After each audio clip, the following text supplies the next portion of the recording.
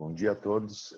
Só vamos aguardar o horário, né, às 9h30 aí, para começar, tá? Enquanto isso, eu vou deixar mudo aqui o meu microfone e sem minha imagem, tá? Mas eu estou por aqui, só aguardando mais alunos entrarem na sala.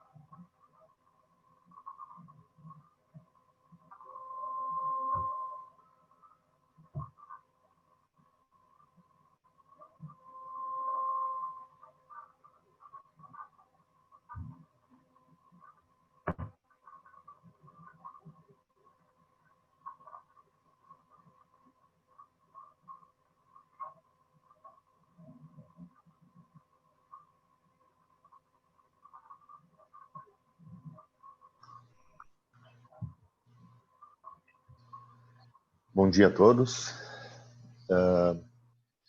Antes da gente começar aqui, só ia pedir para o Lucas, desculpa, o Douglas, que é o monitor da disciplina, eu coloquei ele como co-host aqui na nossa reunião e como eu vou botar algumas coisas com a minha tela compartilhada, eu não vou conseguir acompanhar os alunos que pedirem para entrar depois que eu começar a apresentar. Então, vou pedir para o Douglas ficar de olho na lista, porque cada aluno que tenta entrar novo, você vai ter que aceitar, então, tá bom? Qualquer coisa é só você me chamar aqui, ou tem meu WhatsApp aqui também. Qualquer coisa, a gente dá uma interrompida. É a primeira vez que a gente está fazendo essa dinâmica na turma. Então, a gente espera que corra tudo bem, mas se der algum imprevisto, tem essa saída aqui para a gente comunicar e tentar sanar algum possível problema. Bom, meu nome é Gustavo. Vocês tiveram já o módulo 1 e 2 com a professora Joyce, né? E agora a gente vai continuar a disciplina com o módulo 3 e 4. Tá? Eu fiz algumas anotações aqui para dar essa introdução que a gente vai fazer, mas eu gostaria, antes de entrar no conteúdo, de conversar com vocês algumas coisas, né? A gente sabe que a gente não está numa situação normal, né? Normal seria nós estarmos em aula ou em laboratório hoje. Eu não sei como é a situação de cada um de vocês, né? Mas se alguém tiver alguma situação específica que queira conversar comigo em algum momento, pode me mandar e-mail, pode mandar dentro do Ava mesmo, mandar uma mensagem para mim. Aqui durante a minha apresentação, se vocês tiverem algum questionamento, vocês podem colocar no chat, tem a opção ali embaixo. Eu não sei se todos vocês já trabalharam com Zoom, eu acredito que boa parte sim, tá? Mas e se alguém não trabalhou ainda e tiver alguma dúvida também, é só perguntar aqui para mim ou para o Douglas, tá? Mas tem uma opção de chat ali embaixo, todas as ferramentas aparecem, se vocês colocarem o mouse mais para baixo da tela ali aparecem algumas ferramentas. Uma delas de chat, e no chat vocês podem conversar entre vocês mesmo aí, né? Ou colocar uma mensagem, mas durante a apresentação fica ruim eu ficar interrompendo e olhando ali. Então a gente vai ter alguns momentos em que eu vou pedir para vocês falarem mesmo, se quiser habilitar o microfone, se ficarem à vontade para isso. Ou podem escrever também as dúvidas de vocês, né? Eu só gostaria de um retorno aí de alguém, porque por enquanto estou falando sozinho, né? Só para saber se vocês estão me escutando direitinho, porque às vezes a conexão com a internet não é tão boa. Tá? Então, pode escrever no chat ou falar alguma coisa, só para saber se vocês estão me compreendendo certinho, se não está cortando o som ou algo assim. Ok. Bom, com relação às nossas aulas aqui, né? Se alguém, só retomando, né? Se alguém tiver algum problema, alguma restrição nesse período, alguma coisa que queira conversar, e pode me procurar depois, tá? Muitos alunos, não da turma de vocês, eu acho que ninguém me perguntou, mas eu sei que vários alunos perguntaram, e até gente de fora da universidade, né? Que eu converso, né? Ultimamente só virtualmente, mas achando estranho esse ato que a gente teve no meio da disciplina para ter férias, né? E sendo que a gente estava parado. Então, só caso vocês não saibam, essas férias eram programadas antes de começar a pandemia, né? Nós temos que lidar com esse novo problema. E houve uma portaria em que impediu da gente mudar o horário não, o dia das férias. Tá? Então, eu não pude remarcar as férias para outro momento, assim como nenhum professor. E internamente na UFMT eles decidiram que nesse período, como é oficialmente de férias, a gente não poderia ter nenhum tipo de avaliação ou encontros síncronos, que é o que a gente está fazendo agora, ao vivo, né? E como eu queria iniciar dessa forma, então a única coisa que eu poderia fazer é colocar algum material lá, mas eu não achei tão adequado assim. Tá? Gostaria de conversar com vocês primeiro. Então essa questão das férias não foi de vontade dos professores, né? A primeira coisa que eu fiz foi tentar remarcar as férias, mas a gente ficou impossibilitado de fazer isso. Tá? Com relação aos códigos, agora vamos entrar um pouquinho no aspecto da disciplina. Eu tenho um pedido para fazer. Eu sei que eu acho que todos vocês já fizeram a disciplina, né? Alguns até podem ter sido meus alunos, provavelmente. Mas eu sei que é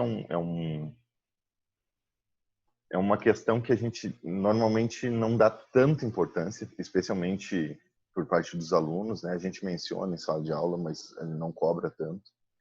E que tem dificultado muita coisa aqui para agilizar o processo da gente como professor e que ajudará vocês futuramente, seja em outros projetos dentro da universidade ou fora, né, depois de se formarem, que é a parte de indentação de código. Tá?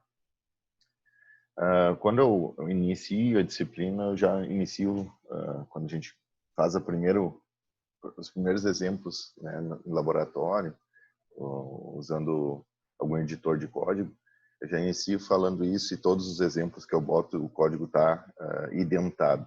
Tá? Só para relembrar o que é indentação, né, é a gente organizar o código de maneira que fique visualmente organizado para a gente saber que estrutura está dentro de qual. Né? Quando a gente tem programas maiores, a gente costuma ter estruturas alinhadas.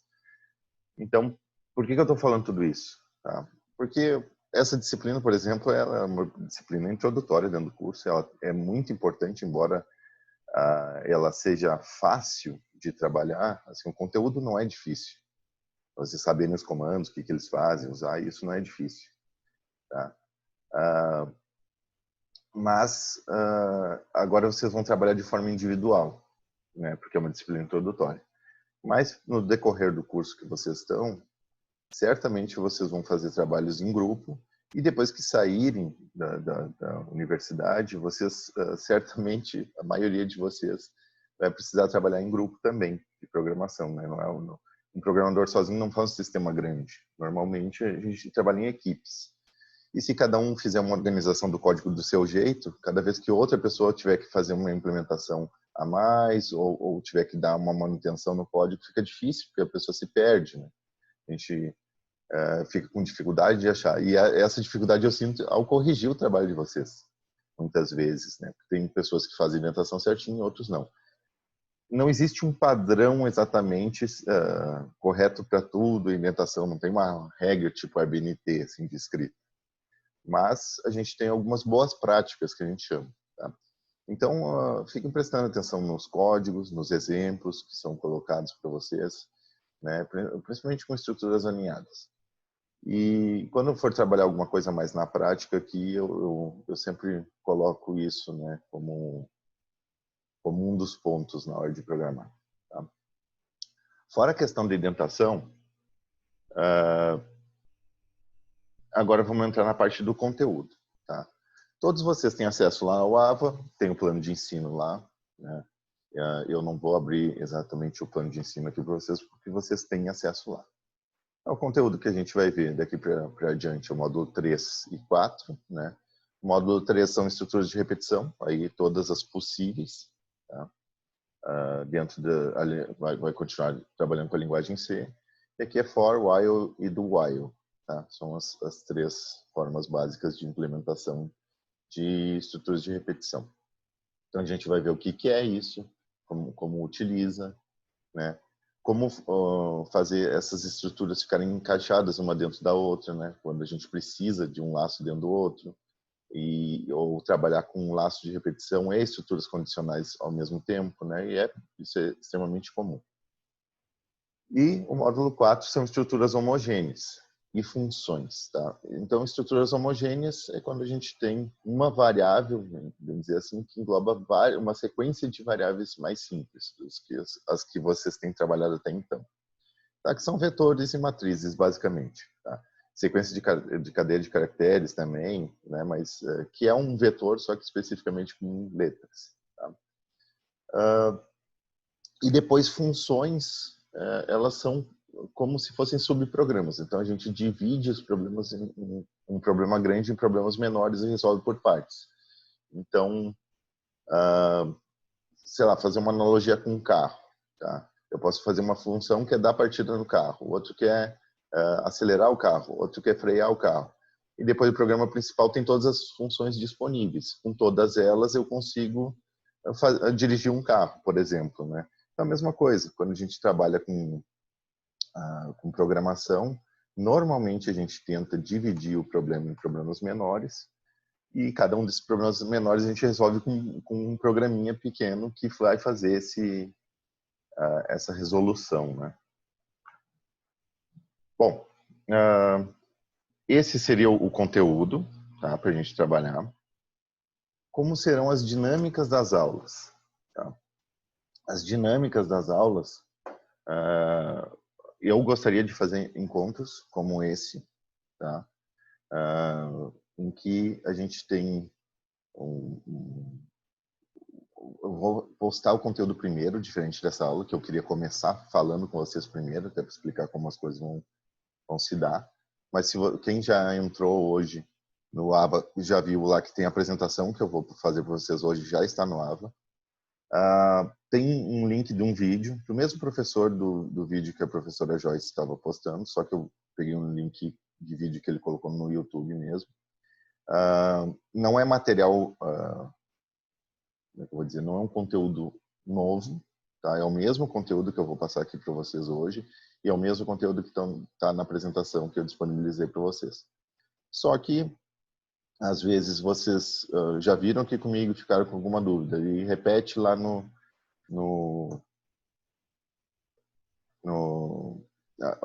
relê a apresentação e continua com alguma dúvida. Então, a gente tem uma outra opção com outro professor explicando, às vezes resolve também, né?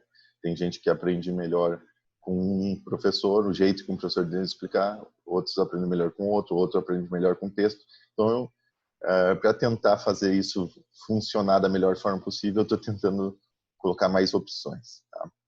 Então, é basicamente um material auxiliar, caso alguém queira rever alguma coisa. Até os exemplos que o professor usa na apresentação são diferentes. Então, pode ajudar vocês até a resolver um outro tipo de problema. Com relação às avaliações, tá? Eu acho que a professora Joyce já deve ter falado, dos módulos dela teria uma prova, dos meus 2 módulos eu vou ter uma outra prova, uma segunda prova, vai ser feita dentro do AVA mesmo. E, além disso, a gente vai ter um trabalho final que é de implementação, tá? E vocês vão postar no Run Codes. Não sei se todos usaram. Quem foi meu aluno, numa disciplina inteira, pelo menos, porque teve um semestre que eu dei parte da disciplina e depois outro professor assumiu. Então, alguns alunos talvez tenham passado por essa situação, mas então eu não cheguei a dar um trabalho, né? Mas eu vou criar a turma lá no Run Codes, tá? E como eu não sei quem já usou, quem não usou, quem pode ter alguma dúvida, né? E até mesmo quem usou, talvez tenha passado alguns meses sem usar agora e tenha alguma dúvida também. Então, eu gostaria de fazer o próximo encontro já com alguns exemplos lá no Run Codes, e aí eu entro aqui com vocês online e peço para vocês repetirem o processo, postar um código lá e para fazer a autoavaliação, que é o que acontece dentro do Run Codes, ele já dá uma nota lá e tudo. Mas eu explico melhor na próxima aula, tá? Quem já sabe usar, não tem tanto problema, tá? Mas seriam essas 3 avaliações. Então, uma prova da professora Joyce, uma minha e outro trabalho que vai servir, na verdade, para a disciplina como um todo, tá? Bom, alguém tem alguma dúvida até aqui? Se quiser escrever ou falar alguma coisa, fique à vontade.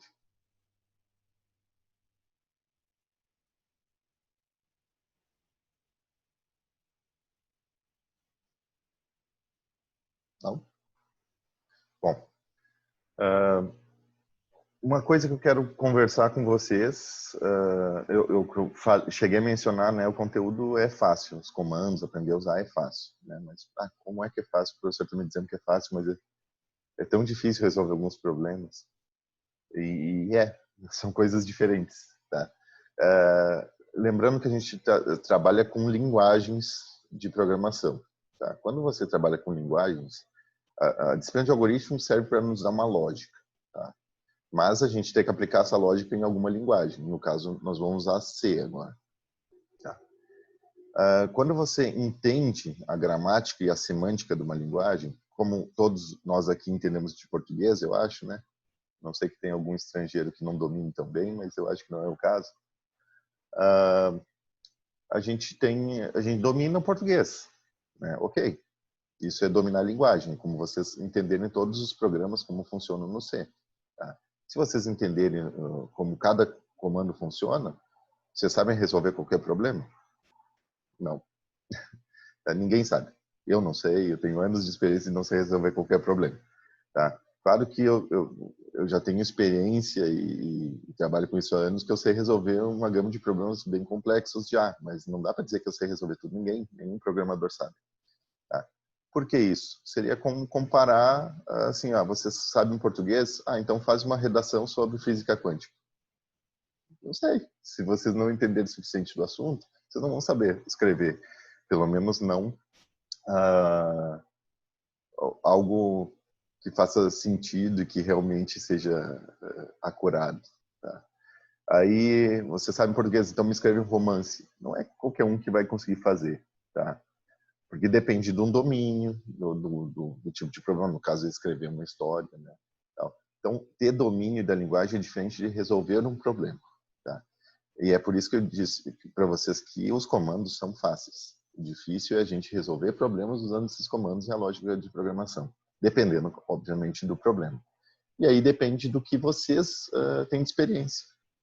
Né? Eu dei o exemplo do romance, ninguém começa escrevendo um romance. Começa escrevendo uma redação, vai aumentando. As primeiras histórias, geralmente, que as pessoas conseguem escrever um escritor não são tão boas. Né? E com a prática, vai desenvolvendo e vai escrevendo melhor. Quanto mais se escreve, melhor se escreve. Tá? É a mesma coisa programar. Então, quanto mais se programa, melhor se programa. Por isso que é muito importante fazer os exercícios, né? Deixar em dia. Vamos dizer, ter essa prática constante, né? Esse é um dos grandes erros dos alunos, é deixar para estudar em cima da hora. Isso acontece, eu sei, é relativamente normal, mas não deveria, não é o mais adequado. Tá? Deixar para estudar em cima da hora de uma prova ou do trabalho, achar que vai fazer rápido, porque depende de experiência. Realmente, quem tem bastante experiência consegue fazer mais rápido algumas coisas. Tem trabalhos que eu já passei para turmas que quem faz tudo em casa, às vezes até faz coisas extras, né? Acha uns problemas na internet ou pensa em alguma coisa em casa mesmo e começa a resolver. Chega num trabalho desse e às vezes de um dia para o outro faz. Porque os trabalhos realmente nessa disciplina eles não são tão grandes. E tem aluno que precisou de um mês para fazer. Então depende muito da experiência de vocês. Mesmo o problema sendo fácil, se alguém não faz nunca nada de programação, só faz para avaliação, quando chegar o momento da avaliação ele vai ter que pesquisar um monte de coisa, ele não vai saber como resolve e aí vai atrasar essas coisas. Lembrando que a gente não tem muito tempo.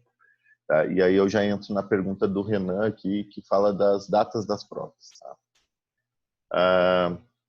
Só deixa eu consultar o calendário aqui, porque eu não me recordo de cabeça.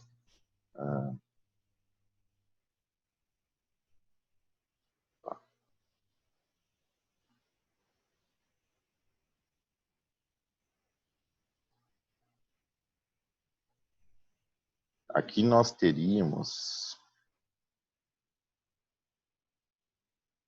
até o dia 28, tá? Agora desse mês, para encerrar a disciplina. O coordenador do curso, o professor Diogo, ele disse que essa data não precisa ser assim, estritamente respeitada. Tá? Vamos dizer, eu vou dar as aulas todas, o conteúdo todo dentro desse prazo, mas que se eu quisesse estender porque oficialmente, para o UFMT, eu tenho que entregar em dezembro as notas. Tá? Então, eu vou ministrar as aulas normalmente dentro do prazo, tá? Dia 20, já esqueci de novo, dia 28. Tá? Dia 28 aqui é numa segunda, então a gente tem um pouco mais de 2 semanas. Tá? Eu pretendo usar a próxima semana agora para a gente ver o conteúdo de laço de repetição e a outra semana para ver condicionais e função. Condicionais, desculpa, variáveis homogêneas e função. Tá? Considerando que a turma que todo mundo já passou pela disciplina, eu acredito que seja um pouco mais rápido, eu vou deixar bastante material. E quando chegar no dia 28, teoricamente a gente encerra a disciplina. Tá? Mas aí vocês têm o trabalho final para fazer e isso eu poderia estender um pouco mais o prazo. Eu vou conversar com a professora Joyce, então a gente não fechou ainda uma data para vocês entregarem. Tá? Porque entregar no prazo também não tem problema. Então, eu pretendo até quarta-feira da semana que vem, até dia 16, já colocar disponível para vocês um enunciado do trabalho. Tá? Com relação à prova, a prova sim eu queria fazer no dia 28 mesmo, que é o último dia, né? E aí vai ser uma prova dentro do AVA, como eu falei para vocês, né? Vocês vão escrever, então fica a resposta lá. Então tem horário certo para fazer. A prova só vai estar disponível no horário que ela vai estar aberta e ela tem um prazo e depois ela encerra e ninguém consegue responder. Então isso tem que ser uma atividade que vocês têm que separar um tempo e fazer naquele momento, tá? Só para deixar bem frisado isso. E aí entra o último ponto antes de eu entrar na aula mesmo, né? É que a gente tem que acertar todas essas coisas que normalmente a gente acerta no primeiro dia de aula, né? E agora a gente está no meio da disciplina, mas tem que fazer. Porque eu não sei quem é que está fazendo o que de disciplina. Então, não sei se vocês estão tendo outras, se tem algum aluno que está tendo outra aula que também precisa ser num horário específico para não chocar com a minha. Então, eu pretendia fazer um encontro com vocês na semana que vem, na terça-feira, tá? E um outro na sexta. Então, terça e sexta. As aulas nossas eram de 2 horas, né? Normalmente, quando a gente dá essa aula.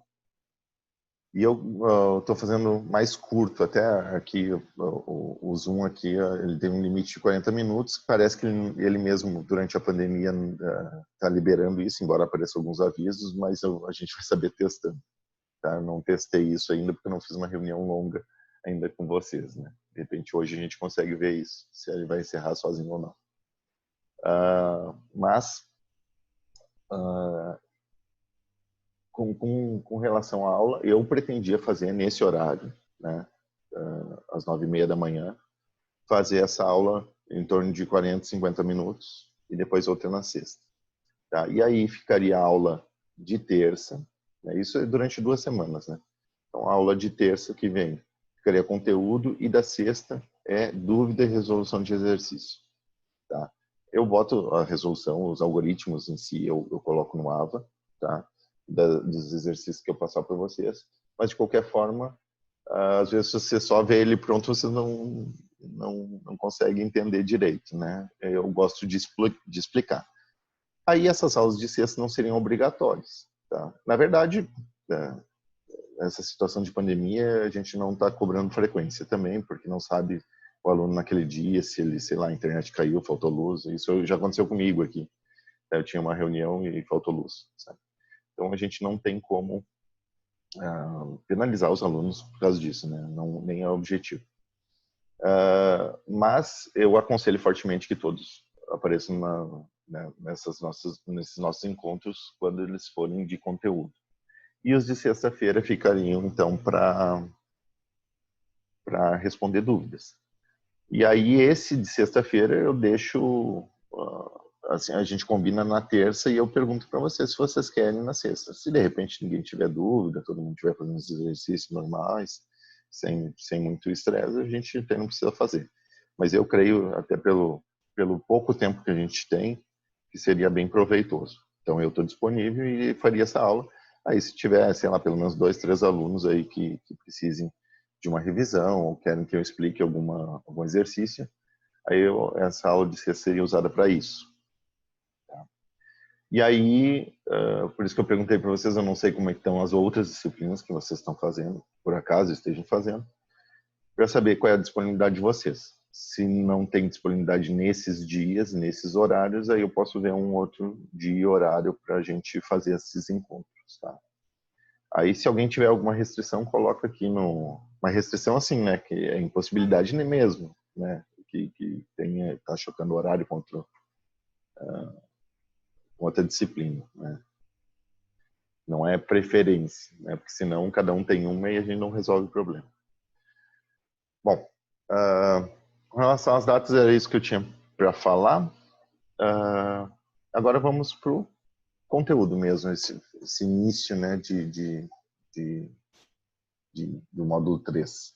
Então, vocês podem entrar no AVA, se quiserem aí, e acompanhar a apresentação, tá lá para baixar. Mas eu vou compartilhar a tela aqui com vocês. Vocês podem compartilhar, olhar aqui o que eu estiver compartilhando agora e depois abrir lá o AVA e rever a apresentação sem problemas, tá? Então, vou compartilhar minha tela.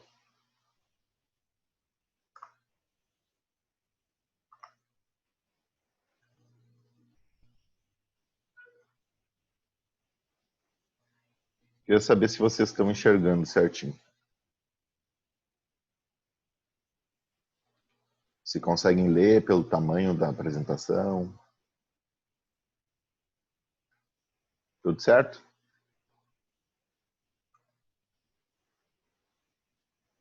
Peraí, é que quando eu compartilho a tela, eu já não consigo ver direito o que vocês escrevem. É só um momentinho. Na verdade, é que eu ia falar com vocês sobre isso e acabei esquecendo. Eu decidi usar aqui abrir o chat. Sim, sim, sim. Então tá tudo certo. A maioria dos alunos tem disponibilidade das 9h30 às 10h30, segundo o questionário de monitoria. Ok, perfeito. Bom, voltando. Eu escolhi usar o Zoom aqui. Eu não sei se os outros professores também ou não sei. Porque ele tem a facilidade de fazer a gravação aqui sem usar um outro software ainda. Então, ele mesmo já grava aqui a apresentação e fica, vamos dizer, o tamanho da apresentação do arquivo não fica tão grande, ele fica bem compactado, de uma qualidade boa. Então, é fácil de eu postar depois no ar, tá? E eu mencionei lá para vocês que eu ia disponibilizar. Então, se alguém tiver algum problema com disponibilizar isso, se pronuncie, mas como vocês podem ocultar a foto de vocês, não são obrigados a compartilhar a imagem, então eu não vejo problema. Eu acho que ninguém veria problema em compartilhar essas aulas, tá? Aqui dentro do AVA, porque fica entre vocês mesmo, né? Então não tem tanto problema. Se ficar muito grande e o AVA não aceitar, eu vou criar um canalzinho no YouTube e vou botar essas aulas lá. E vou deixar como material não listado. Então, quem tiver o link consegue assistir, mas numa busca no YouTube não vai achar essas aulas. Isso tudo é porque a gente foi aconselhado a não compartilhar a imagem de aluno, porque alguém poderia reclamar. Eu acho meio improvável, pelo menos na nossa dinâmica aqui, mas estou seguindo. E a gente tem também uma opção de videoaula dentro do AVA, tá? Mas eu fiquei receoso de usar, só para explicar por que do Zoom, porque muitas vezes vocês podem estar reclamando, vou ter que instalar isso aí, né, mais uma coisa, e sei lá, alguém pode estar até usando celular e às vezes não tem espaço mais de memória para instalar mais aplicativo, mas a opção que a gente tem dentro do AVA, ela gravaria, é tudo perfeito para o que a gente quer aqui. Mas tem um problema que, assim, pelo menos até o ano passado, quando a gente estava dando aulas normais, tinha momentos, especialmente no final de semestre, em que vários professores estavam fazendo lançamento de notas, que eu não conseguia nem entrar no AVA direito. Ele ficava muito lento, né? Às vezes não carregava a página direito, quando tinha um conteúdo maior um pouco, pelo volume de acesso. Então, eu fiquei receoso da UFMT não ter, e provavelmente não tem, porque assim, tem que ter verba para essas coisas, para colocar um servidor melhor, para aguentar tanto acesso simultâneo em vídeo ainda, né? Imagina se vários professores estiverem usando essa possibilidade de videoaula que tem na plataforma do AVA agora, a chance do servidor cair, a gente travar as aulas e tudo mais seria maior. Então, eu não quis arriscar. Talvez eu vou escutar a experiência de outros professores e se estiver funcionando tudo direitinho, a gente possa adotar também. Mas, por enquanto, eu fiquei receoso e preferi usar o Zoom mesmo. Tá? Bom, se todo mundo falou que está vendo bem aqui a apresentação, então essa parte do conteúdo aqui seria a aula 4 aqui, né, na verdade, porque o jeito que os módulos são organizados não é uma aula por módulo, né? Vocês vão ver que esse módulo de estrutura de repetição vão várias aulas, né? Mas eu separo por tema. E esse aqui, basicamente, o while. A introdução ao laço de repetição e o comando while. Tá? Bom, aqui é mais ou menos o que a gente vai ter, né, nessa aula, né, o roteiro da aula. Tá? Não nem vou ler porque a gente vai passar por ele. Algumas coisas eu vou passar rápido porque vocês já passaram pela disciplina e eu acredito que vocês já, essas coisas mais simples, vocês já peguem mais fácil. Tá? Mas se alguém quiser, novamente, né, que eu explique melhor alguma coisa, manda aí um chat aí pro Douglas, né, pro monitor, que ao final da apresentação ele me passa aí essas dúvidas e eu retomo aqui, tá? Bom, aqui é o objetivo, ao fim da aula você vai ser capaz de identificar estruturas repetitivas ou de repetição de um problema, construir códigos com o comando while e testar e simular esses programas, tá? Quando a gente está aprendendo, especialmente quando não tem tanto domínio, eu acho bem importante vocês fazerem esse teste, ou teste de mesa, vocês vão achar em alguns livros, tá? Sobre algoritmos. Né? Então, aconselho vocês que não tiverem ainda um domínio grande a fazer esses testes inicialmente. Bom, a revisão das aulas anteriores, vimos como escrever programas capazes de executar comandos de forma linear e, se necessário, tomar decisão. Tá? Por que repetir isso? Né? Com relação a executar um bloco ou não, no caso de um comando de decisão, a gente usava sempre o comando if ou if-else, que vocês já viram com a professora Joyce. Bom, quando eu executo o comando if, ele decide se a condição que o if, dentro do comando if, for verdadeira, ele vai executar o bloco que está dentro do comando if. A hora que termina esse bloco, ele segue o programa normalmente, o que está depois do if. Tá? Quando essa condição é falsa, ele pula esse bloco, simplesmente isso. Então ele decide se ele vai pular um trecho de código ou não. É basicamente isso. Tá? O if-else, na verdade, ele executa um bloco ou outro e depois ele segue adiante. Então ele só escolhe qual bloco ele vai pular. Tá? Mas o if-else agora a gente vai esquecer um pouquinho. Mas o comando if especificamente. Então, a condição é falsa, ele não executa o bloco. Se a condição é verdadeira, ele executa. E a hora que termina, ele continua após o bloco. Tá? Então, guardem isso. Bom, então aqui, se a gente quisesse fazer sem um bloco de repetição, uma estrutura em que eu queria imprimir todos os números inteiros entre 1 e 4. Eu tenho que botar print 1, print 2, print 3, print 4. Tá? Normal. Se eu quiser fazer isso entre 1 e 100, eu tenho que botar 1, 2, 3, até 100. Se eu quiser fazer até 1000, eu vou escrever isso aqui tudo. Né? 1, 2, 3, até 1000. Imagina o tamanho do código, o trabalho que dá isso. Uma coisa que é repetitiva e simples. Então, a gente evita usar esse tipo de coisa e a gente usa uma estrutura que vai repetir o tipo de comando que a gente está usando, embora os números sejam diferentes. Tá? A gente tem como dar um jeito nisso. Tá? Então, nesse caso aqui, se eu quisesse imprimir então os números entre 1 e n, sei lá que n é esse, poderia ser 1000, poderia ser 100, então, o que eu posso fazer aqui? Eu poderia dizer qual é esse número, tá? Esse n, por exemplo, eu quero 70. Então, todos os números entre 1 e 70. Então, ele vai primeiro imprimir um, porque o 1 sempre vai entrar entre 1 e algum número. E depois ele vai ver, se esse N eu digitei 2, ele vai entrar aqui nesse 2. Né? Já não iria entrar no 3. E daí em diante. No 4, no 5, seria um teste de if para cada número que eu quero. Tá? Então, se eu digitei 1, o n igual a 1, ele vai imprimir 1, e aqui o n, que é igual a 1, ele não é mais maior ou igual a 2, então ele não entra. Ele também não é maior ou igual a 3, não entra. Não é maior ou igual a 4, isso seria até 100. Tá? Muito trabalho. Tá?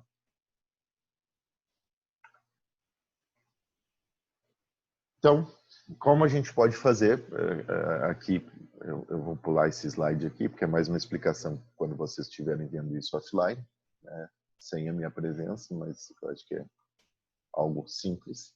Tá? Então, aqui a gente tem como usar uma estrutura de repetição, tá? Que permite a sequência de comandos seja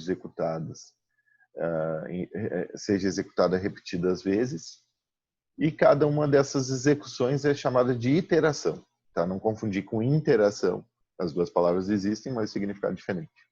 Então, interação de interagir com alguma coisa, iteração são ciclos de laço de repetição. Quantas vezes você repete? Cada vez que você repete, uma iteração. Tá? Então, aqui, a execução termina quando o critério de parada for atingido. Tá, mas o que é um critério de parada? Lembra lá do if que eu falei? A gente avalia uma condição, se ela é verdadeira, executa um bloco, se ela for falsa, pula. Um if simples, né? Sem um else.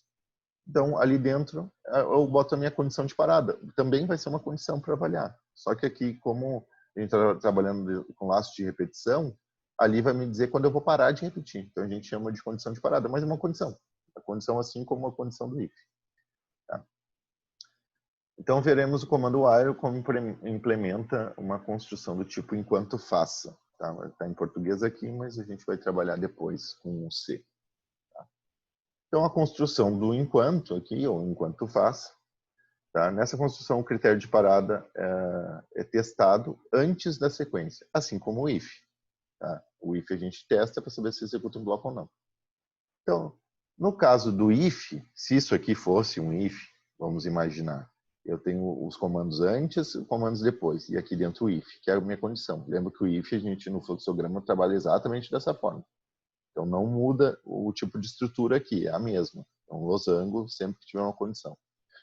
Se a condição for falsa, eu só sigo o comando que está depois da estrutura do if. Se for verdadeira, eu executo o bloco que está dentro do if e depois viria para o resto que está aqui embaixo. Então a diferença é essa, para onde eu vou depois de executar o bloco. Então no if, eu executaria o bloco, depois sigo o resto dos comandos que vem depois do if. No while, eu verifico a condição, se for falso, eu pulo exatamente igual ao if. Se for verdadeiro, eu executo o bloco exatamente igual ao if, mas, em vez de continuar depois de executar o bloco que vem embaixo, eu retorno para a condição e verifico se ela é verdadeira, se ela ainda é verdadeira. Enquanto ela for verdadeira, eu vou entrar, e é por isso que o nome é enquanto. Então, enquanto a condição for verdadeira, executo o bloco e volto, executo e volto, executo e volto. Tá? Alguém falou alguma coisa aí? Eu escutei alguém falar, não sei se foi sem querer ou não.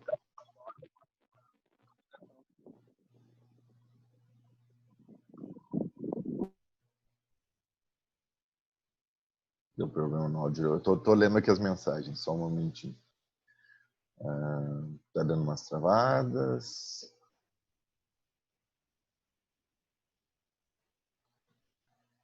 Ok.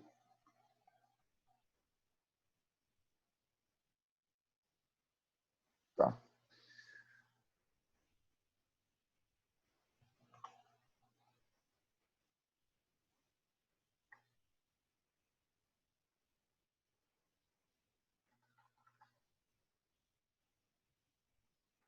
Então, a partir de quando que deu as travadas para eu poder repetir aqui? Alguém pode me dizer?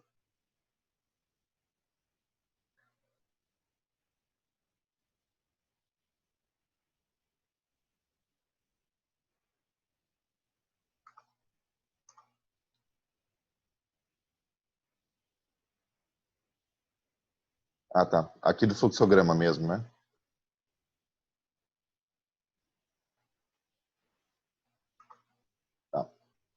Então, retomando. Sempre que eu tiver... Peraí que tem mais uma mensagem.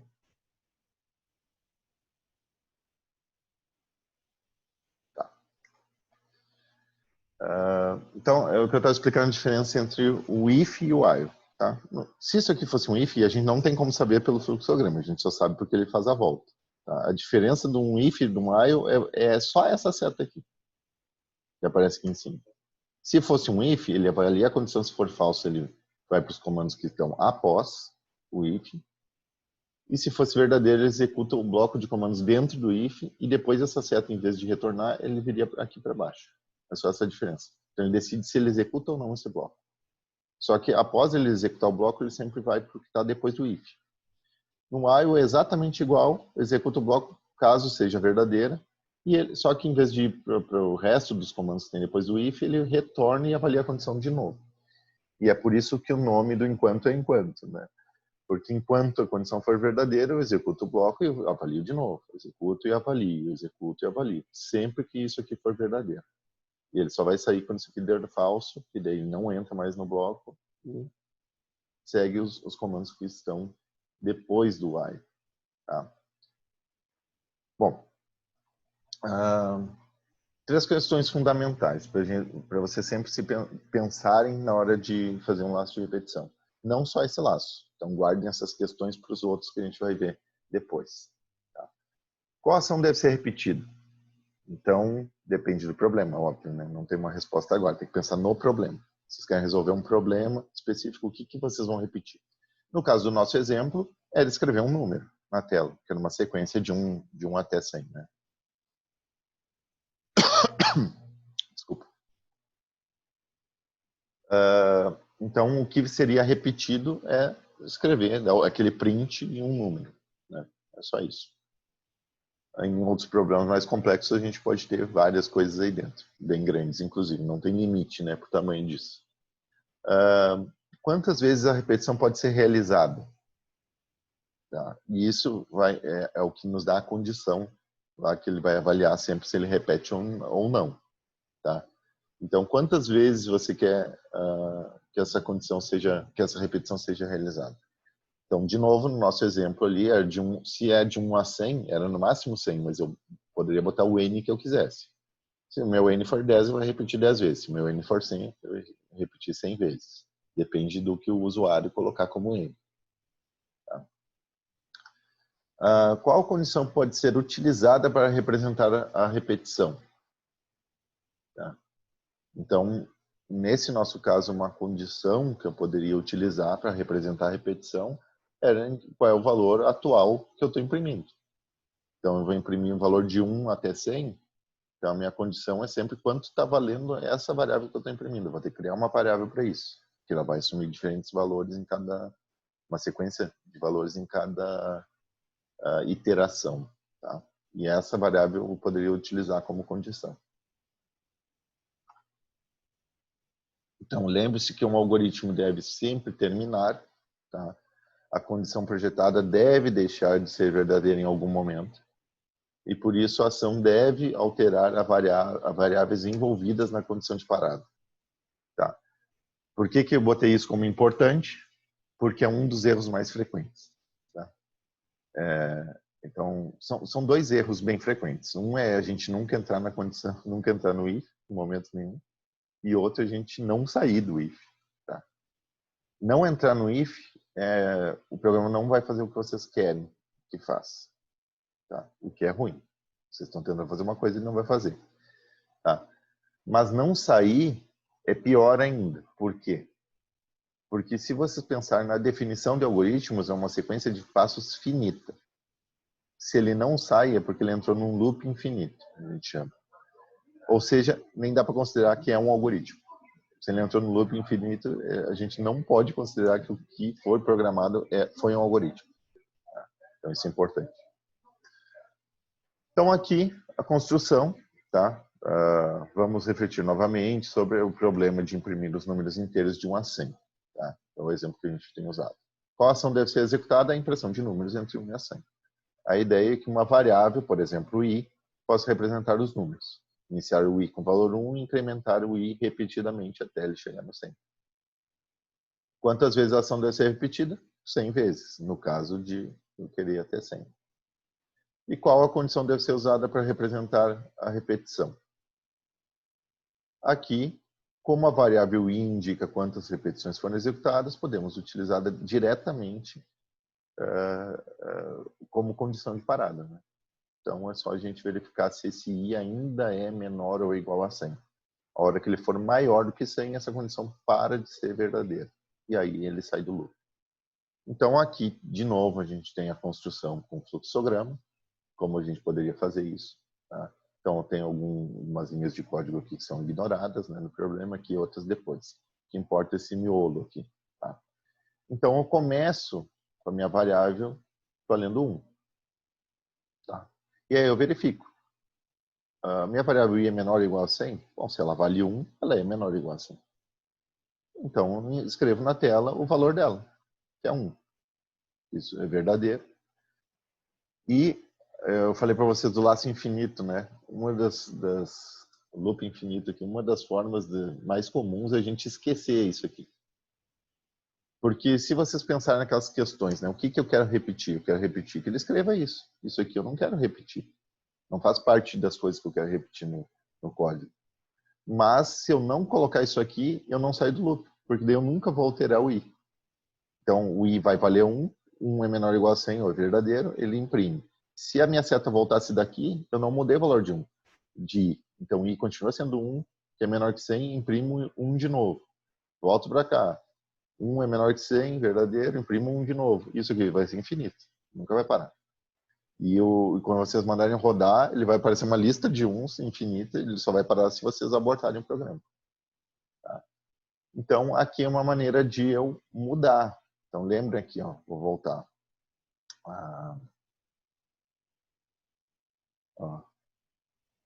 A condição projetada deve deixar de ser verdadeira em algum momento. Por isso, a ação deve alterar a variável envolvida na condição de parada.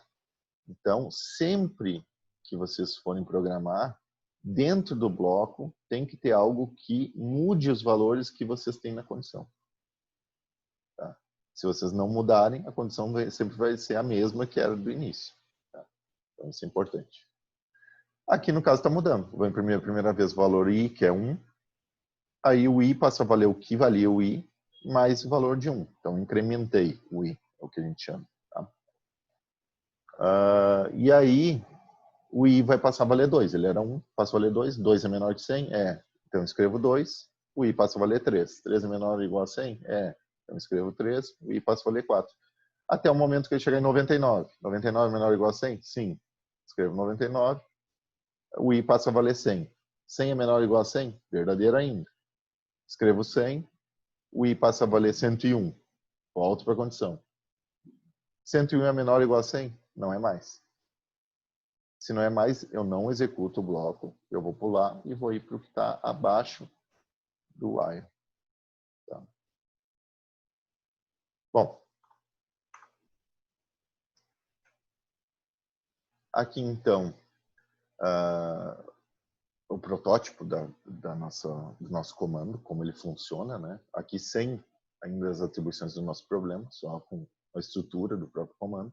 Então, o comando while se dá dessa maneira, escreve o while, e aí entre parênteses a gente coloca a condição. Essa condição pode ser composta, não sei se vocês chegaram a ver com a professora, mas se não viram, vão ver comigo depois, a gente usa bastante. O interessante é que aqui dentro tem que voltar um verdadeiro ou um falso. Tá? Lembrando que em C o valor 0 é falso e 1 é verdadeiro. Ele considera isso válido, uma condição válida. Tá? Mas isso aqui pode ser toda uma expressão aqui dentro. Pode ser algo bem grande aqui dentro como condição, bem complexo, mas a resposta tem que ser verdadeira ou falso, ou 0 e 1. E aí a gente abre e fecha chaves. Elas não são obrigatórias se vocês colocarem apenas uma linha de comando aqui dentro. Mas se vocês querem 2 linhas de comando ou mais, vocês têm que dizer onde começa e onde termina o bloco. Então, vocês abrem chaves e fecham chaves e tudo que tiver entre isso, que é a parte que está representado por ação, seria o bloco que vai ser executado repetidamente. Tá? Bom, seguindo, Então, aqui, o funcionamento. Testa a condição, primeira coisa. Então, se for verdadeira, ele executa o passo 2, tá? Que é a ação. Tá? Se for falso, ele executa o passo 4, que já seria os comandos depois do bloco. Então, fora do bloco. Tá? Caso seja verdadeira, o passo 2 é executar o bloco de comandos. Aqui está só a ação, mas eu falei para vocês, pode ser algo bem complexo e grande. Tá? E depois que ele executa esse bloco, a hora que terminar, em vez de ele seguir adiante como if, ele vai voltar e avaliar a condição novamente.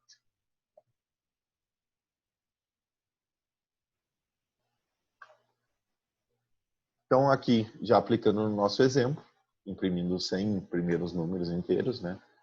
Então, primeiro eu tenho que iniciar. Isso aqui é a mesma coisa que o fluxograma. Lembra que antes do enquanto eu tinha lá no fluxograma um elemento que me dizia que eu inicializava o valor da variável i. Então, i passa a valer 1. Aqui eu verifico se i é menor ou igual a 100. Caso seja verdadeiro, vai imprimir i e incrementar o i. Depois que ele fizer essas duas coisas, ele volta e reavalia aqui. Cada vez que ele voltar, o i vai valer um valor a mais na sequência, né? 2, 3, até chegar ao 100, que ele vai entrar, imprimir 100, vai para 101. Aí essa condição passa a ser falsa, e aí ele vem para os comandos que, porventura, tiverem aqui embaixo. Tá? Então, aqui fazendo a ligação entre o que a gente fez de código e o fluxograma, tá? A ação que tem antes do bloco está aqui, a condição está sendo avaliada aqui. Caso ela seja verdadeira, vem para a ação, que é todo esse bloco aqui. E o que tem depois do bloco, que aqui está como fim, porque a gente não tem mais nada, né? Nesse caso, só queria imprimir os 100 dígitos, eu não preciso ter nenhum comando fora. Tá? Aqui imprimindo N números inteiros. Eu falei para vocês do exemplo do usuário decidir quantos vão ser, quantos valores vão ser impressos nessa sequência. Então, vocês já sabem usar o scanf, né? Então, eu tenho uma variável i que está inicializada com o valor 1, vai ser o primeiro que eu vou começar a imprimir. E eu tenho uma variável n sem um valor, inicialmente. Então, esse valor vai ser pedido que o usuário informe, quando o programa estiver executando. Então, o usuário pode informar 7. Tá? Aí ele entra. I, que vale 1, é menor que 7? Então, vai escrever 1. Esse i mais, lembrando, né, só retomando, é igual a i, recebe i mais 1. Então, estou incrementando. Se eu botar um mais é a mesma coisa. Para variáveis inteiras, ele funciona assim. Tá? E ele reavalia. Então, valia 1, agora passa a valer 2. 2 é menor ou igual a 7, escreve 2. Depois 3, depois 4, até chegar ao 7, que é menor ou igual a 7, escreve 7. O i passa a valer 8. Aí o 8, essa condição já vai ser falsa. 8 não é mais menor ou igual a 7, nesse exemplo que eu passei. Só que esse número pode ser 1000, pode ser 5000, qualquer número inteiro válido. Tá? Eu posso passar aqui. Inclusive negativo e zero. Tá? O que vai acontecer aqui se eu botar o número 0? O usuário informar 0. A primeira coisa que ele vai fazer, i vale 1, é menor ou igual a 0? Não, isso aqui é falso. Então ele nem entra. Ele não vai entrar nenhuma vez aqui dentro. Porque eu quero que ele imprima valores de 1 para frente. Eu disse que ele tem que terminar no 0, então não é um intervalo válido. Isso vai acontecer para qualquer número inteiro negativo. Se eu botar menos 10 aqui, é a mesma coisa. Você vai ver que 1 não é menor do que ou igual a menos 10, então ele não entra. Ele vai executar o que está após o bloco. Tá? Então vai depender do que o usuário informar. Então, um exercício. Calcule a divisão inteira de dois números positivos usando apenas soma e subtração. Tá? Aqui está já a resposta nos próprios slides aqui, que como é só um exemplo, eu não vou programar com vocês aqui ao vivo, né, mas é um exemplo simples. Mas depois eu vou deixar alguns exercícios para vocês fazerem. Tá? Então aqui, qual é a solução? Tá? Lembrando lá da divisão, né, a gente tem o dividendo e o divisor. Tá? Esses dois números o usuário vai informar, porque eu quero dividir um pelo outro, os dois números inteiros. Né? E aí o dividendo é o meu valor original, o divisor é por qual valor eu vou dividir o dividendo, né? E aqui eu tenho um contador igual a zero. Tá? Lembrando aqui, eu tenho código antes, tenho código depois. Tá? Que eu omiti porque eu vim para a parte principal. Mas todas essas variáveis aqui tem que ser inteiras. Né? Dividendo, divisor, contador, isso aqui foi criado em outro momento que não aparece aqui. Tá? Mais acima no código. Então esse contador passa a valer zero. Tá? Inicialmente. E depois eu verifico se o dividendo é maior ou igual ao divisor. Tá? Aí eu faço dividendo, recebe dividendo menos divisor. Poderia organizar também dividendo menos igual ao divisor, daria no mesmo cálculo. Tá? E contador mais mais. Tá? Mas por que eu faço dessa forma? Aí se a gente pensar em um valor, por exemplo, vou dividir 8 por 2. Tá? O contador é zero. Então eu tenho o valor 8, ele é maior ou igual a 2? É, então ele é divisível por 2. E aí eu pego o 8, recebe o próprio 8 menos 2. Então o dividendo passa a valer 6. E o contador passa a valer 1. Aí eu volto. 6 é maior ou igual a 2? É. Então 6 menos 2 é 4. O contador passa a valer 2. Próximo. 4 é maior ou igual a 2? É. Então 4 menos 2, 2. O contador passa a valer 3. E por último, 2 é maior ou igual a 2? É. Então 2 menos 2, 0. Contador passa a valer 4. E aí eu volto de novo. 0 é maior ou igual a 2? Não. Não é mais. E aí é falso, sairia. Então, eu fiz rapidinho com vocês de cabeça, mas eu tenho aqui nos slides um exemplo, um outro número. Eu não me lembro quais os números que eu usei. Mas só para vocês fazer um exemplo de cabeça aqui primeiro. Né? Bom, e aí para fazer isso que eu fiz uma simulação, mas só falando, né? O certo é fazer, eu gosto de fazer essas coisas no quadro, quando eu estou dando aula, que fica ruim de fazer desenhando, né? Eu sou péssimo de desenho, então teria que fazer em algum outro lugar e dar mais trabalho. Eu acho que eu gasto muito tempo para fazer, eu já coloquei aqui. Tá? Então, de forma simples, existem dois passos. Um é reservar os espaços para os objetos, que é simplesmente criar as variáveis, e outro executar a sequência de passos. Então aqui eu tenho o comando 1, comando 2, linha 2, né? Linha 3, linha 3.1, porque está dentro do bloco, 3.2. Então só quando o 3 for verdadeiro que ele vai executar o 3.1 e o 3.2. Por isso que eu coloquei dessa forma. Tá?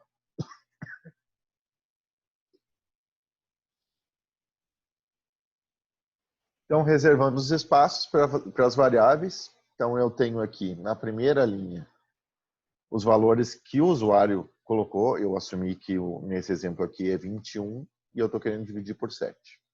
Tá? O meu contador aqui na linha 1, eu não botei o contador. Se eu não botei o contador, ele ainda é interrogação, a gente não sabe qual é o valor dele. Tá? Aí eu vou para a linha 2. O que vai acontecer na linha 2? Eu vou dizer que o contador passa a valer 0. Então eu vou atualizar essa interrogação aqui para 0. Tá? Tá aqui. Linha 2. Então o divisor não mexi nessa linha, continua valendo a mesma coisa. E o contador 0. A linha 13, como eu não mexo com o valor de nenhuma variável, eu só verifico, mas eu não altero nenhum valor, ele não entra aqui, nesse quadro aqui. Porque como eu não altero nada, eu sei que eu não vou alterar nada, não tem por que a gente repetir aqui o quadro, então eu pulei. Tá? Mas é que ele verifica se o dividendo é maior ou igual ao divisor. E ele é. Dividendo é 21, divisor é 7, então isso é verdadeiro. Se ele é verdadeiro, ele vai executar o bloco, então ele vai para a linha 3.1. Tá? Na linha 3.1, que está aqui, o que ele fez? Eu tinha dividendo, que era 21, vai receber 21, menos o divisor, que é 7. Então, 21 menos 7.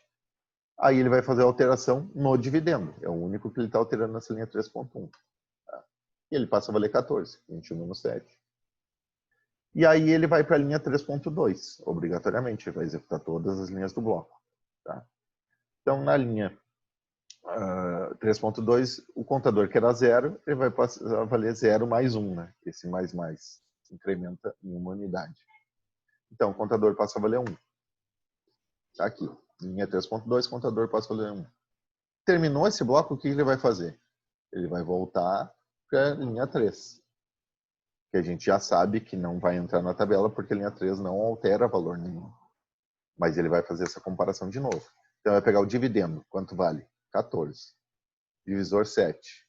Então, o dividendo é maior que o divisor, isso é verdadeiro. Então, a próxima linha que ele vai executar é a 3.1 novamente. Faz parte do bloco. Na 3.1, ele vai pegar o 14 menos 7 e vai atualizar esse valor. Então, 14 menos 7 vai ser igual a 7. Então, dividendo na linha 3.1 atualizou o valor para 7. E aí ele vai para a linha 3.2 e vai incrementar uma unidade no contador, que era 1, vai passar a valer 2. Tá aqui.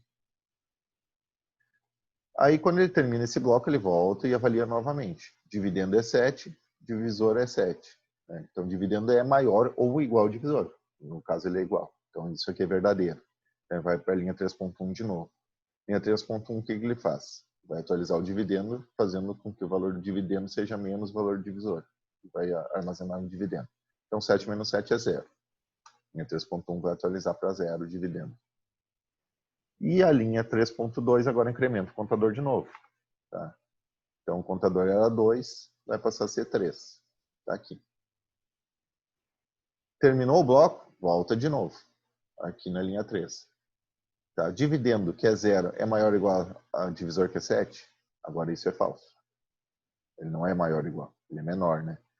Isso sendo falso, ele não entra na linha 3.1 nem 3.2. Ele vai entrar na próxima, sei lá, linha 4. Poderia ter aqui. No caso, não tem. Tá? Porque a gente está focando na estrutura de repetição. E aí terminou. Tá, mas eu perguntei, como é que eu vou fazer a divisão de dois números inteiros? Eu não dei uma resposta, né? O que é a nossa resposta aqui? É o contador. Quantas vezes eu fiz esse processo? É a minha resposta. Era 21 dividido por 7 é 3. Aqui é a minha resposta. Tá? Então, vamos para cá. Então, simular o código. O algoritmo dividendo igual a 35 e o divisor igual a 6. Tá? Isso eu vou deixar para vocês fazerem. Tá? Aí faz essa tabelinha. Quem tiver isso aí dominado, passou na outra disciplina já quando fez a primeira vez e lembra como faz, tá? Beleza, mas eu aconselho que quem tem alguma dificuldade faça esse teste que nem a gente fez aqui, com essa tabelinha. Tá? Numera as linhas, faz de novo. Como está aqui, né? Já está numerado, mas constrói essa tabela com os novos valores. Tá? Mas o que vai acontecer aqui, no caso do 35 dividido por 6? Os números não são indivisíveis pelo outro, né? Então, naqueles ciclos lá, o que vai acontecer? 35 menos 6 é 29. Tá? Aí ele vai, é uma vez no contador. Tá? Aí depois, 29 menos 6 é 23. Tá? Aí e ele vai indo dessa forma, né? Eu não fiz o cálculo todo aqui, mas vai chegar um momento em que ele vai ser menor, mas não vai ser 0. Tá? O divisor. Aqui teria que ser 36, né? Para ser divisível por 6. Então ele vai dar 5 o contador. E a última vez vai ter resto 5. O dividendo vai ser 5 e o divisor 6. Se a gente olhar aqui nosso critério de parada, tá? Quando o dividendo é maior que o divisor, ele faz.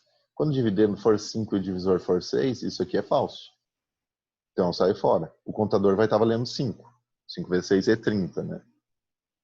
E aí a gente tem o dividendo ainda tem um valor diferente de 0. Então o resto da divisão, lembrando que é uma divisão inteira, então, a minha divisão deu 5 e o resto é o que sobrou no dividendo. Tá? Então aqui funcionou também. Eu tinha o resto, só que o resto era 0, porque a divisão foi exata, né? Agora não. Eu vou ter um resto diferente de 0. Né, que seria um resto 5. Então, a divisão mesmo, o resultado está no contador, que daria 5 naquele caso, e o resto da divisão seria o que tiver armazenado na variável dividendo quando ele sair do laço de repetição. Tá?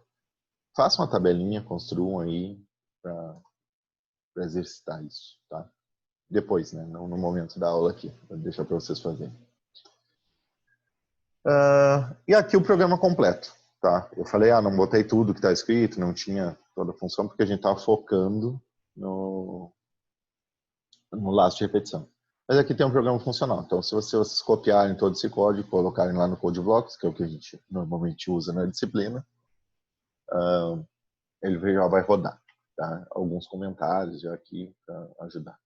Então, aqui, dividendo, divisor e contador, todos são inteiros. Tá? Lembrando que essa biblioteca aqui é de entrada e saída padrão.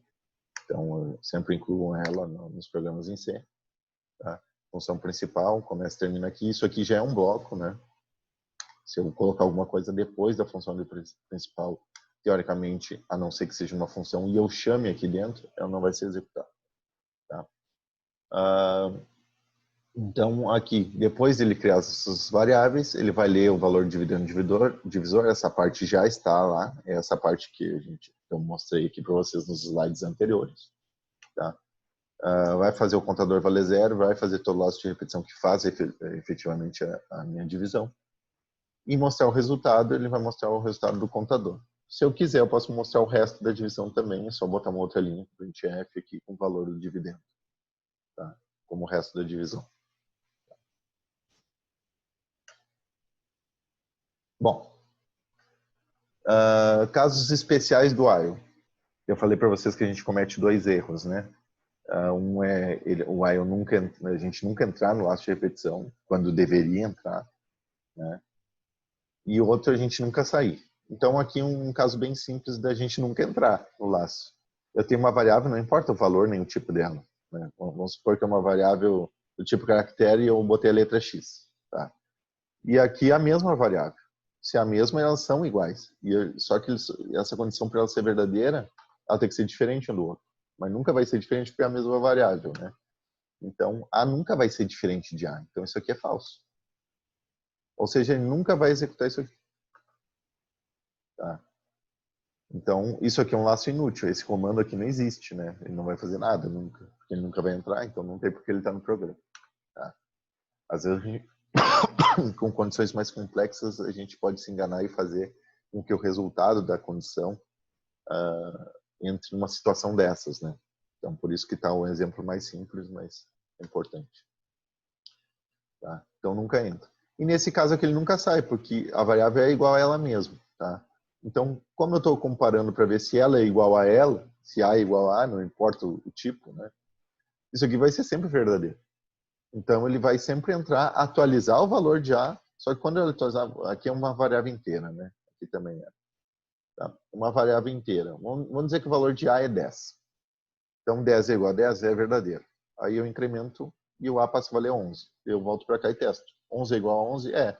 Daí o A vai passar a valer 12. 12 é igual a 12? É. E ele não vai terminar nunca. E vai ser sempre igual. Então, nunca vai sair desse loop, que a gente chama de loop infinito. Tá? Então, são as duas situações para vocês sempre prestarem atenção.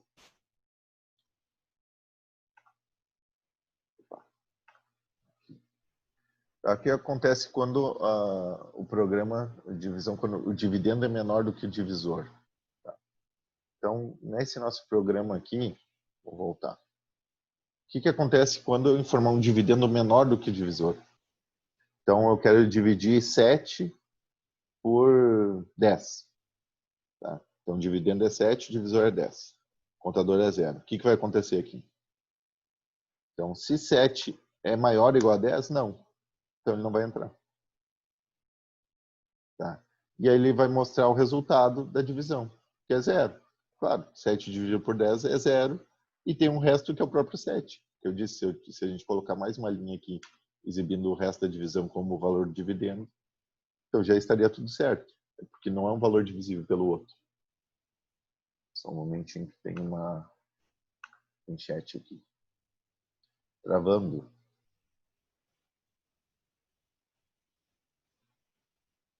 Ah, ok.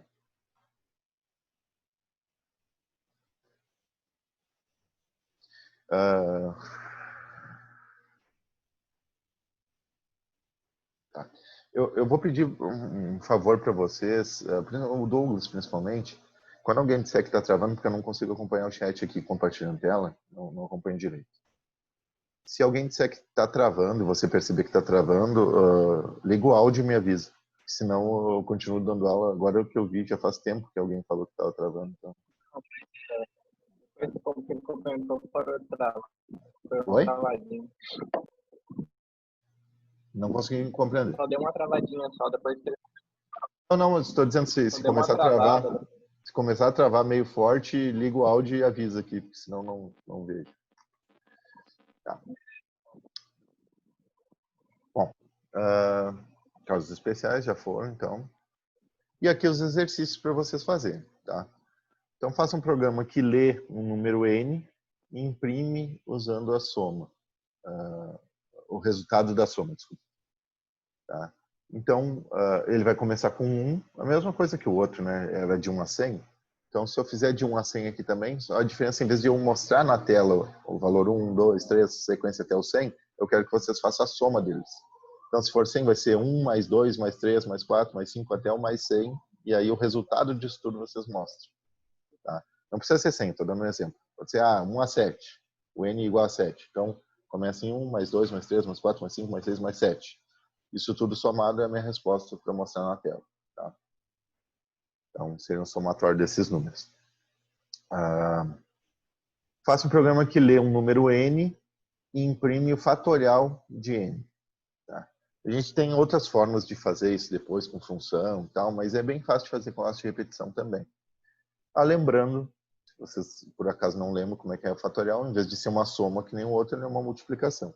Se é o fatorial de n, vamos dizer que n igual a 5, é 1 vezes 2 vezes 3 vezes 4 vezes 5. Isso é o fatorial de 5. Tá? Então a pessoa vai, desculpa, vai informar um número e esse número vai ser o limite dessa multiplicação. Tá? Então é fácil de fazer com laço de repetição. Mas faço na ordem. Faço primeiro esse aqui, ele vai servir de base para o próximo. Tá? O que eu ia falar de observação no caso da fatorial? Como vocês vão usar o número inteiro simples, usar um int, a gente tem uma limitação do tamanho da representação do número inteiro no C. Tá? Então, desculpa. Então, vocês vão ver que vai começar a dar problema, agora não me lembro a partir de que número, mas fatorial de 14, uma coisa assim, de 18, eu não me lembro agora, que ele vai estourar a representação do número inteiro no C. Tá, o que é isso? Ele vai tentar botar um número muito grande, porque isso cresce absurdamente rápido, função fatorial, vai dar um número grande bem rápido. E dependendo do tamanho desse número, o computador não consegue armazenar numa variável inteira simples. E aí ele dá a volta, que é estranho, né? Como é que é isso de dar a volta? O tamanho, o limite de tamanho de número, vamos supor que fosse 100, só para exemplificar para vocês. Então, todos os inteiros só podem ir até 100. Tá? Exemplo, não é esse o valor no C. Tá? A hora que eu quisesse somar 100 com 1, o que acontece? Né? A representação, quando ele pega números positivos e negativos, num número inteiro padrão, né? Ele vai de menos 100 a 100, por exemplo. Na verdade, seria mais adequado de menos 99 a 100. Quando eu tento somar o valor 1 a uma variável inteira que já tem o valor de 100, o resultado daria 101. Mas a representação só vai até 100. O que acontece? Ele vai para o menos 99. Tá? Se eu tiver 100 e somar 10, ele vai para o menos 90. Né? Então, é como se ele desse a volta. Isso tem, vamos dizer, o motivo para isso acontecer é o jeito que a representação é feita com números binários. Quando vocês vão com o número binário lá, quando você faz a soma, ele usa o dígito mais à esquerda para dar o sinal. Quando você vai somando e não cabe mais na representação, ele troca o último dígito, ou seja, ele troca o sinal da operação em vez de conseguir um número maior.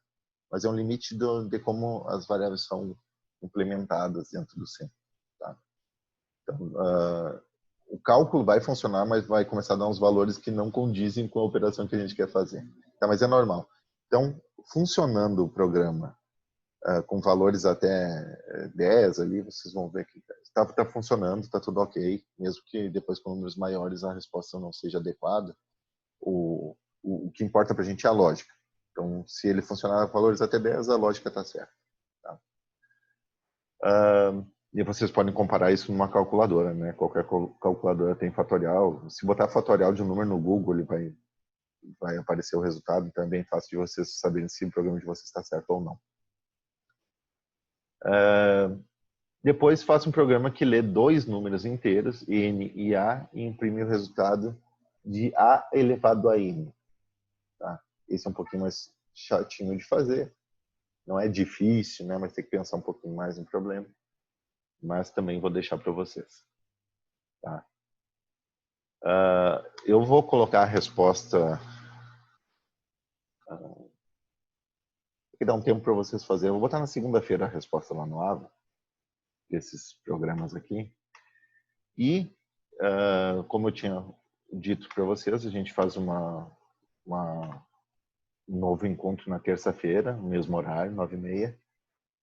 Se alguém tiver dúvida, eu posso explicar para vocês as respostas disso aqui. E já vou ter montado a turma lá no Run Codes. Então, vou botar exatamente essas questões aqui, essas três, lá no Run Codes, para que vocês possam submeter o trabalho de vocês para saber como funciona, né? Porque eu acho que tem gente que nunca mexeu lá. Então, para vocês verem como é que é o funcionamento da plataforma, para fazer testes antes, não vou deixar só a avaliação lá, né? Depois vocês têm algum problema com a plataforma e não sabem resolver porque só usaram ela para avaliação. Então, a gente vai tentar usando nesses exercícios também, tá?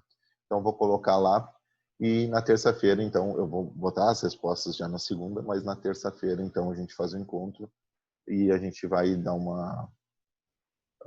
eu faço online aqui com vocês entram na plataforma aqui comigo, né? Eu mostro como é. Vocês também vão poder consultar aí o Douglas, né? Para dar uma mão se vocês quiserem entrar antes, né? Dar uma olhada, ou alguns de vocês já sabem mexer também, bem menos problemático. Mas vou pedir para todo mundo mesmo, quem já sabe mexer, para postar os exercícios lá, esses três, tá? Mas isso, de novo, só na terça-feira, tá? Então, aqui, na próxima aula, então, as outras construções iterativas, né? Que seria o para, faça, ou for, né? E também já vou ver o outro lado de repetição, que é o do while, tá? Ele muda pouca coisa do while, mas existe essa opção, então eu vou abordar com vocês, tá? E aí, teoricamente, esse é o conteúdo do módulo 3. São os 3 lados de repetição. Esse primeiro eu demorei um pouquinho mais, os outros 2 vai ser mais rápido, mas com mais exercícios, tá? Então, ficamos assim. E aí não vai ter toda essa lenga-lenga aí que eu falei com vocês no começo, que não era conteúdo também, tá? E aí, era o que eu tinha para apresentar hoje. Se alguém ficar com alguma dúvida aí, pode me mandar. Se quiser abrir o áudio e perguntar alguma coisa agora, também pode, tá? E se alguém quiser lembrar de alguma coisa, tiver algum questionamento, pode mandar lá no AVA por mensagem. Tá? Aconselho fortemente que vocês usem o grupo, né, que está o link lá no AVA. Não sei se todos vocês estão, né? Eu sei que várias pessoas estão no grupo da monitoria, mas aconselho fortemente que vocês entrem lá e utilizem para conversar entre vocês também. Não só, vocês não precisam postar coisa lá só para falar com o Douglas, tá?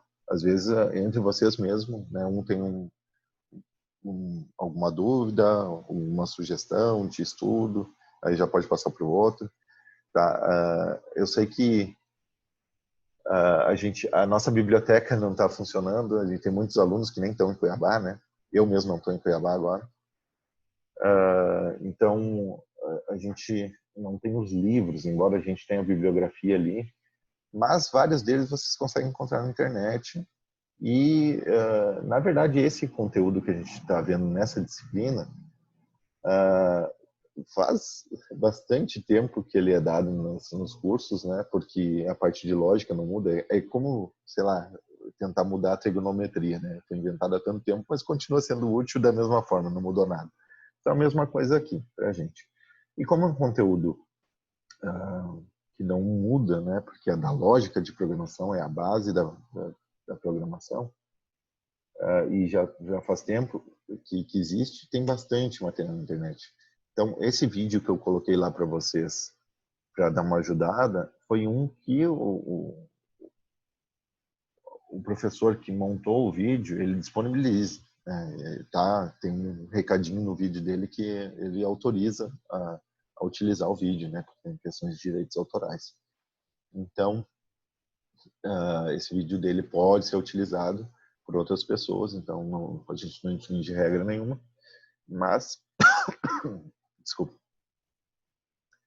tá bem frio aqui e eu começo a tossir, mas não é corona, espero. Aí como esse conteúdo é antigo, tem bastante coisa na internet, você não precisa ficar só nesse canal, tá? Esse canal tem bastante coisa, eu acho que tem uma didática legal, tem os exemplos, né, no nível que a gente vê em aula também, mas tem muita coisa fácil de achar, não só no YouTube, né? Tem sites específicos que trabalham só com programação, que tem conteúdo gratuito. Além dos livros, que várias vezes estão disponíveis na internet também, né? Ali é basicamente um trabalho de, sei lá, de curadoria, que eu achei um vídeo que eu achei adequado, porque tem alguns que não são tão bons também, né? Sei lá, a didática não é muito bom, os exemplos não é muito bom, às vezes, sei lá, a qualidade do vídeo, alguma coisa. Então, eu tento achar algum que eu sei que é bom e que eu não estou infringindo nenhuma lei em compartilhar com vocês, tá? Mas qualquer coisa que tiver disponível, vocês podem procurar e aí trocar entre vocês no grupo também. É bem fácil de achar esse tipo de conteúdo. Tanto que, mesmo quando eu dou aula normal, presencial, sem ser essas aulas remotas que a gente está fazendo aqui, os livros existiam na biblioteca e eles quase não são retirados, porque é mais rápido e mais fácil você achar esses conteúdos na internet, às vezes, do que ir na biblioteca e buscar o livro. Embora depois para outras disciplinas, como estrutura de dados, por exemplo, às vezes o livro faz falta porque ele tem explicações mais adequadas, vamos dizer assim, mais didáticas, né? Não que não existam na internet, mas já começa a complicar um pouco. O livro é mais garantido. Mas para essa disciplina aqui é bem fácil da gente trabalhar e vocês acharem conteúdos, né? Bom, ninguém quis perguntar nada aí. De novo, né? Sinta-se à vontade, quem quiser abrir câmera e falar alguma coisa aí, ou não abrir câmera e só falar, ou só escrever, fica à vontade, tá? E pode me interromper, eu vou continuar falando aqui só para terminar. Se alguém tiver alguma coisa para falar, pode interromper, tá? Agora não faz mais parte do conteúdo, mas é mais um recado aqui. Vou compartilhar até a tela com vocês, que é de um evento. Deixa eu abrir aqui.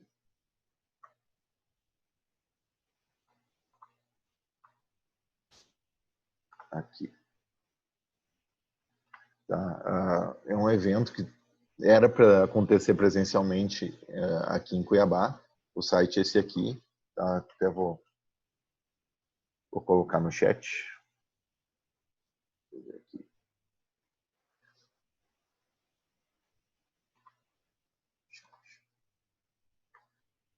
Tá? Quem quiser acessar, coloquei o link aí para vocês.